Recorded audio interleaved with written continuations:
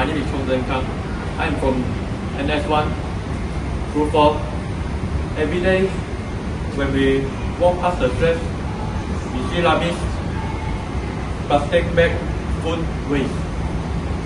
But for the tribe living here, this is their kitchen.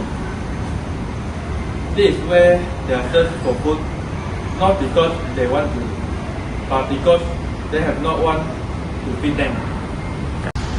So today, we decided to do something wrong. Give a little food and water. It doesn't cost much, but for them, it means everything.